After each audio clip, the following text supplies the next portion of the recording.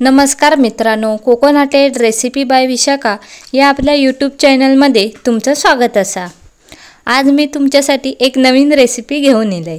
तुम्ही कांद्याची भजी किंवा बटाट्याची भजी खाल्लातच असाल। तुम्ही कधी माशाची भजी करून कधी खाल्लेलात नाही ना? तर ही रेसिपी तुमच्यासाठी। तर आज मी तुमका दाखवतले माशांची भजी कशी करतात ती।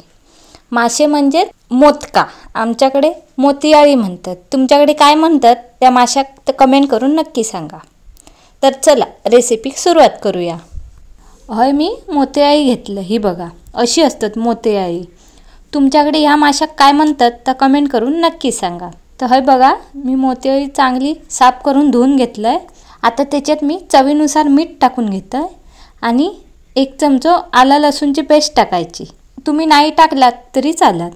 आणि ह्याच्यात मी 2 चमचे आगूळ टाकते, म्हणजे कोकमाचा जो आगूळ आपण मच्छीक वापरतो ना, मच्छी भाजताना तो टाकून घ्यायचं।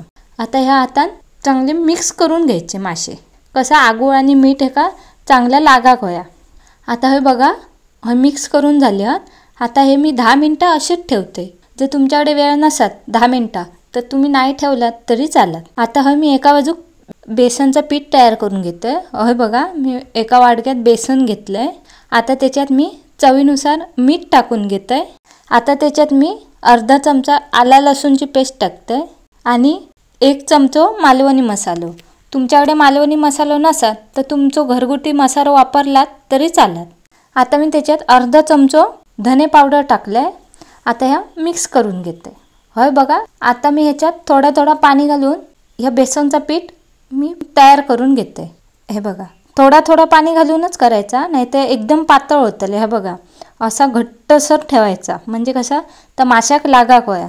हे बघा किती घट्ट। आता बघा तुम्ही, आता हे मासे मी बेसनच्या पिठात एक एक करून बुडून घेते।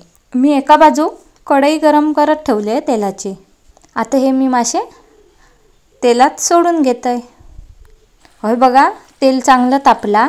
आता त्याच्यात मी एक एक करून हे मासे सोडून घेते।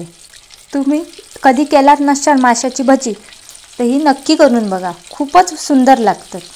आणि कमेंट करून नक्की सांगा कशी झाली आहेत ती। होय, मी एक एक करून 7-8 भजी टाकले कढईत। आता ही पलटून घेते। ही बघा, आपण मिरचीची भजी काढतो ना, सेम तशीच दिसतं ही बघा। पण ही भजी खूपच सुंदर लागतात, एकदा नक्की करून बघा।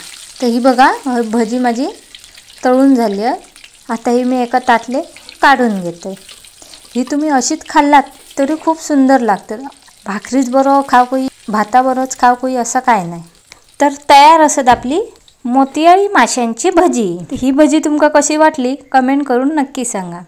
आणि ह्यो व्हिडिओ तुमका आवडला असत तर व्हिडिओ लाईक करा, शेअर करा, कमेंट करा आणि कोकोनटेड रेसिपी बाय विशाखा या चॅनलला सबस्क्राईब करू विसरू नका।